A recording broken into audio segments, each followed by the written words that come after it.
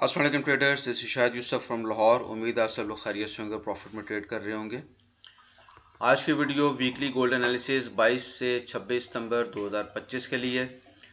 और गोल्ड के एनालिसिस के लिए अगर हम सबसे पहले बात करें जियोपॉलिटिकल सिचुएशंस की और कुछ सेंटिमेंट्स की, तो उससे पहले मैं आपको फ्राइडे का एक एनालिसिस शेयर कर दूं जो स्क्रीनशॉट्स हमने लिए थे, और इसके अलावा ग्रुप की परफॉर्मेंस 1 मिनट के लिए बस मैं शेयर कर दूं। फिर आप वीडियो एंड तक देखिएगा, आपके लिए बहुत ज़्यादा लर्निंग और अपनी नेक्स्ट ट्रेड को प्लान करने के लिए काफ़ी कुछ मिलेगा।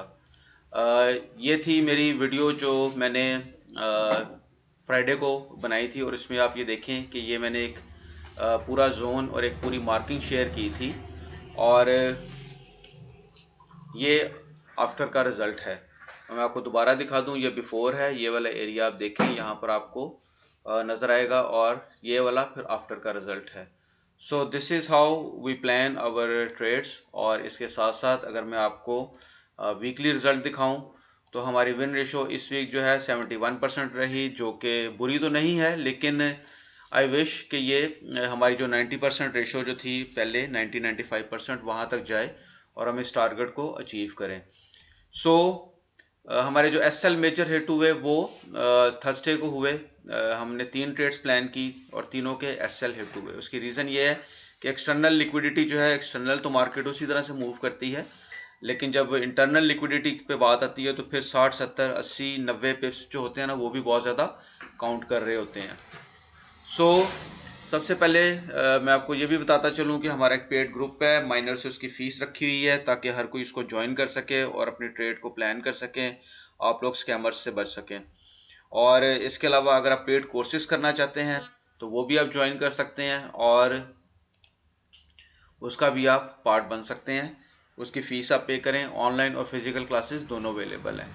जियोपॉलिटिकल सिचुएशंस की अगर हम बात करें, तो जियोपॉलिटिकल सिचुएशन में हमें वार और पीस टॉक्स जो है वो नज़र आ रही हैं। कहीं पर वार की बात होती है, कहीं पर पीस टॉक की बात होती है, लेकिन पीस टॉक की खबरें जो है ना वो काफ़ी ज़्यादा ठंडी पड़ गई हैं। जैसा कि ट्रंप ने लास्ट टाइम स्टेटमेंट दी थी कि वो रशिया को अब बहुत ज़्यादा पुतिन को जो है वो फोर्स नहीं करेगा, और क्योंकि वो हार्श हो जाएगा फिर ये मामला, तो ये मामला तो कुछ ठंडा पड़ता नज़र आ रहा है। इसके अलावा ट्रंप की जो कॉन्फ्लिक्ट्स हैं एस्टेब्लिशमेंट के साथ, फेड चेयर पॉल के साथ, अपने गवर्नर कुक के साथ, तो ये सारे मामला जो हैं ये गोल्ड को अभी तक पंप दिए हुए हैं। बाकी हम टेक्निकल टाइम फ्रेम चार्ट पर भी जाकर इसको समझने की कोशिश करेंगे। रेट कट जो है अक्टूबर में एक्सपेक्टेड है, सो उसके भी इफ़ेक्ट्स जो हैं वो आ सकते हैं, और आफ्टर इफ़ेक्ट्स भी उसके देखने में नज़र आएंगे।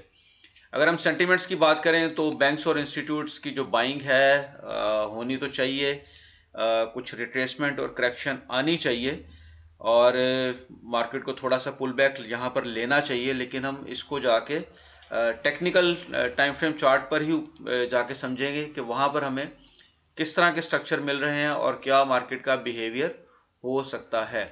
सो सबसे पहले हम चलते हैं डेली के टाइम फ्रेम चार्ट के ऊपर, और वहाँ पर समझने की कोशिश करते हैं कि डेली के टाइम फ्रेम चार्ट के ऊपर क्या अवेलेबल है, क्या कुछ हमें मिल सकता है। So this is the daily time frame chart, और इसमें मैंने अपनी प्रीवियस वीडियो में बताया था कि मार्केट 3850 को टच कर सकती है, और जो मैंने आपको डिमांड और सप्लाई का जो एक मैकेनिज्म दिखाया था कि मार्केट अपनी डिमांड किस तरह से पूरी करती है, उसके हिसाब से अगर हम देखें, सो यहाँ पर अगर आप देखें तो मार्केट ने यहाँ पर ये एक डिमांड जो है ये पूरी की। मैं इसको दोबारा रिपीट करता हूँ, ये एक डिमांड मार्केट ने पूरी की, और इसी को अगर हम यहाँ से मूव करें, यहाँ से मार्केट ने अपना जो है सफ़र शुरू किया, तो आपको ये इजीली 3850 के आसपास नज़र आएगी। ये पूरी डिमांड जो है ये 3850 पे आपको पूरी होती हुई नज़र आ रही है। सो 3850 इज़ पॉसिबल, बिल्कुल पॉसिबल है। इसके अलावा अगर हम बात करें अब मज़ीद कुछ इसमें डिस्कस करें टेक्निकली, तो यहाँ पर मार्केट ने डेली की एक बुलिश एनगल्फिंग कैंडल बनाई है। सो ये बुलिश एनगल्फिंग कैंडल हमें और कहाँ कहाँ पे नज़र आ रही है, इस तरह का बिहेवियर मार्केट का, एक ये, दूसरा ये, तीसरा ये देखिए एनगल्फिंग कैंडल। सो ये मार्केट का बिहेवियर रहा है। जब जब मार्केट ने एक छोटी सी कैंडल के बाद, छोटे से पुल बैक के बाद बुलिश एंगल्फिंग बनाई है, तो मार्केट ने एकदम से एक पंप लिया है। यहां पर भी देखें, यहां पर भी देखें, और फिर यहां पर भी देखें। सो एक तो एविडेंस हमारे पास आ गया ये वाला। दूसरा हम जाके देखते हैं H4 के टाइम फ्रेम के ऊपर कि अब वहां पर स्ट्रक्चर क्या बन रहा है और वहां पर हमें किन सूरतों में बाइंग की कंफर्मेशन मजीद मिल सकती है। यहां पर अगर हम देखें तो मार्केट ने सबसे पहले हम H4 के ऊपर स्ट्रक्चर को समझने की कोशिश करते हैं कि स्ट्रक्चर क्या है। वहां से आपको आइडिया हो जाएगा कि मार्केट क्या बिहेव कर सकती है। आप देखें कि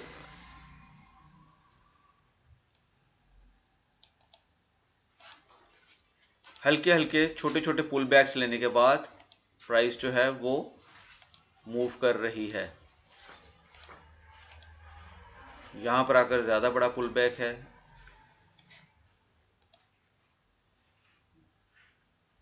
ये जरा मार्केट ने यहां पर रेंज बाउंड किया और अब एक्सपेक्टेड है कि मार्केट जो है वो दोबारा से एक नया हाई जो है वो लगाए। यहां से मार्केट ने एक्सपोर्ट ली 3635 के आसपास, बार बार यहां से सपोर्ट लेने के बाद मार्केट इसको ब्रेक नहीं कर पाई, अपना प्रीवियस